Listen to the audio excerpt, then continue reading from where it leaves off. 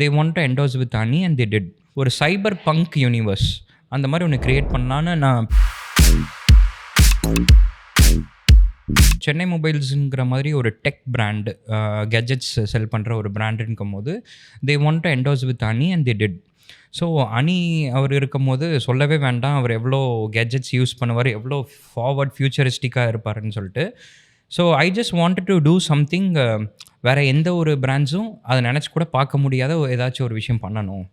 இல்லை ஜென்ரலாக வந்து செல் பண்ணிட்டு போகிற மாதிரியோ இல்லை பிராண்டை என்டாஸ் மட்டும் பண்ணுற மாதிரி இருக்கக்கூடாதுன்றனால ஒரு சைபர் பங்க் யூனிவர்ஸ் அந்த மாதிரி ஒன்று க்ரியேட் பண்ணலான்னு நான் பேசிகிட்டு இருக்கும்போது ஃபார்ச்சுனேட்டாக வந்து ஏஆர் ரஹ்மான் சார் வந்து ஒரு அன்ரியல் என்ஜின் டெக்னாலஜி ஒன்று தமிழ்நாடுக்கு எடுத்துகிட்டு வராரு. It's a very big studio and it's very advanced technology. So பொதுவாக என்ன பண்ணுவோம், ஒரு க்ரீன் மேட்டில் ஷூட் பண்ணிவிட்டு அதுக்கப்புறம் வந்து நம்ம விஎஃப்எக்ஸில் வந்து பேக்ரவுண்ட்ஸ்லாம் செட் பண்ணுவோம். அன்ரியல் என்ஜினோட டெக்னாலஜி எப்படின்னா, இட்ஸ் லைக் நீங்கள் வந்து ஒரு யூனிவர்ஸை கம்ப்ளீட்டாக அசர்ட் க்ரியேட் பண்ணிடுவீங்க.